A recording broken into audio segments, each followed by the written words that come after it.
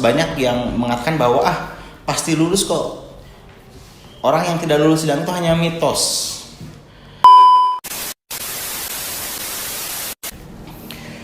Assalamualaikum warahmatullahi wabarakatuh. Kembali lagi bersama saya di channel Skripsi Bisa. Bagi kalian yang belum subscribe channel ini, silahkan untuk di subscribe terlebih dahulu ya, agar kalian bisa mendapatkan video-video yang tentunya akan bermanfaat bagi kalian. Di video kali ini saya hanya ingin sekedar berbagi kepada teman-teman semua mengenai pelaksanaan sidang skripsi ya. Mungkin gak sih saat kita proses sidang skripsi kemudian tidak lolos? Banyak yang mengatakan bahwa pasti lulus kok. Orang yang tidak lulus sidang itu hanya mitos. Tentu dalam proses sidang skripsi itu akan berjalan objektif ya, sesuai penilaian dan kaidah-kaidah tertentu. Jadi bisa saja ketika mahasiswa itu melakukan sidang skripsi ataupun tesis dan tidak lulus. Itu bisa juga bukan mitos, dan itu terjadi gitu ya. Nah, ini sesuai yang saya alami. Kenapa kok sampai bisa tidak lulus sidang? Ya, ada beberapa hal yang memang bisa terjadi. Yang pertama, hasil atau laporan penelitian ya, skripsi itu atau tesis itu tidak layak. Tidak layak artinya memang pertama tidak sesuai dengan pedoman yang ditetapkan, kemudian tidak sesuai dengan kaidah-kaidah keilmuan dalam proses penelitian. Itu bisa saja terjadi. Nah, lantas pertanyaannya, kenapa kok bisa lolos masuk ke sidang skripsi? Itu kan sudah atas ACC pembimbing gitu ya. Nah, ini ada beberapa faktor juga ya. Mungkin pertama karena ya sudahlah gitu ya, pembimbing tidak baca dan merasa ya udahlah kasihan gitu ya, atau biar ngerasa kapok ya udah majuin dulu aja gitu kan. Kalau misalnya kalian seperti itu dipaksakan oleh pembimbing, ya kemungkinan untuk tidak lulus itu besar ya. Jadi kalau misalnya bimbingan harus sesuai prosedur.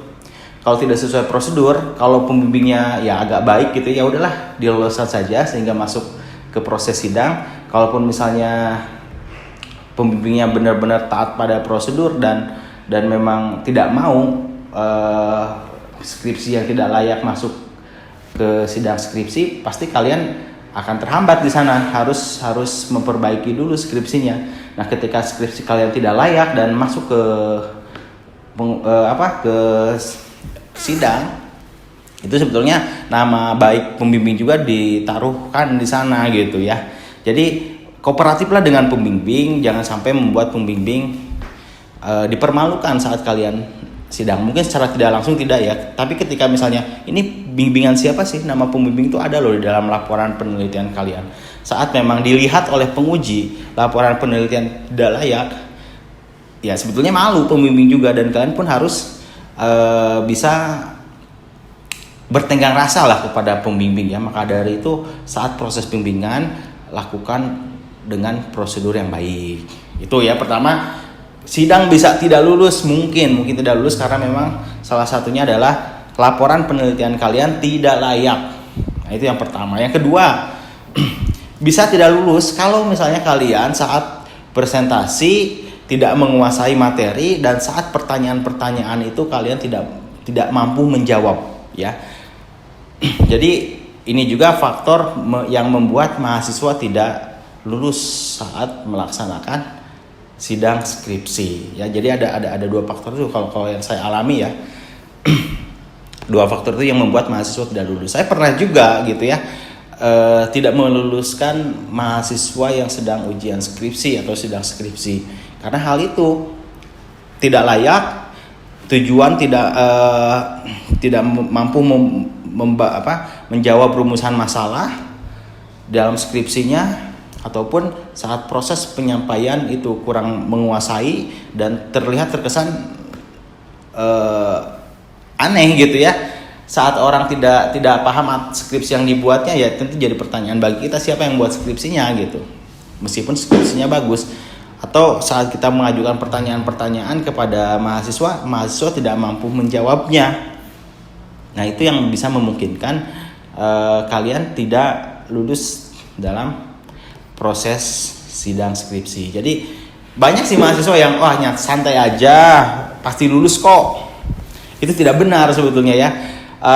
Lulus tidak lulus itu memang atas penilaian objektif para penguji terhadap mahasiswa yang sedang mempertanggungjawabkan proses penelitiannya. Jadi bukan mitos, benar ya.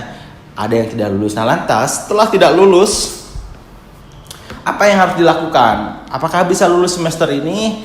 Tergantung ya. Pertama, kalau misalnya dalam waktu semester itu masih panjang dan kita bisa memperbaiki skripsinya, mungkin dalam 1 minggu atau 2 minggu konsultasi dengan pembimbing, kemudian daftar lagi sidang, ya mungkin tuh bisa ya. Lalu kampus menetapkan lagi jadwal sidang dalam semester itu, mungkin nggak lewat semester. Atau kalau misalnya waktu mepet dan sangat besar sekali yang harus direvisi atau kesalahannya itu mayor gitu ya, yang mengharuskan mahasiswa meneliti kembali dan nambah semester, ya itu mungkin juga. Jadi saat kalian tidak sidang skripsi ya masih bisa lulus semester itu atau harus nambah semester, tergantung dari kondisi ya. Nah, itu paling. Jadi saya katakan lakukanlah proses bimbingan dengan baik dan sesuai prosedur agar pembimbing pun merasa yakin saat kalian disarankan untuk maju sidang, dan kalian pun pede saat memaparkan hasil dari penelitian kalian. Kemudian persiapkan dengan baik saat kalian akan melakukan pemaparan skripsi kalian. Persiapkan dengan baik ya, karena kalaupun misalnya skripsinya bagus tapi saat penyajian kalian dirasa tidak mumpuni dan tidak menguasai materi, pertanyaan tidak ada yang terjawab, percuma juga, bisa tidak lulus juga ya. Jadi persiapkan dengan baik, apalagi mahasiswa yang memang sekarang sedang ada di semester akhir ya. Saya rasa fokus dulu aja lah ke sana ya. Dan biasanya saat di semester akhir mata kuliah yang harus diambil sedikit kok ya. Bahkan di semester 8 biasanya hanya untuk skripsi saja. Jadi gak make sense kalau misalnya skripsinya gak selesai ataupun gak lolos gitu ya. 6 bulan itu kan waktu yang panjang dan waktu yang sangat cukup. Itu saja.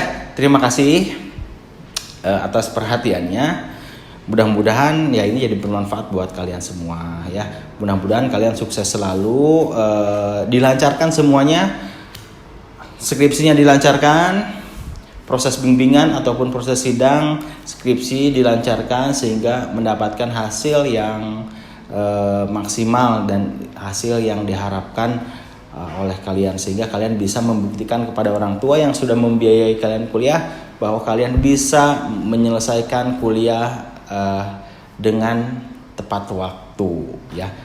Jadi fokus kepada tujuan kalian, jangan ditunda-tunda mengerjakan skripsi.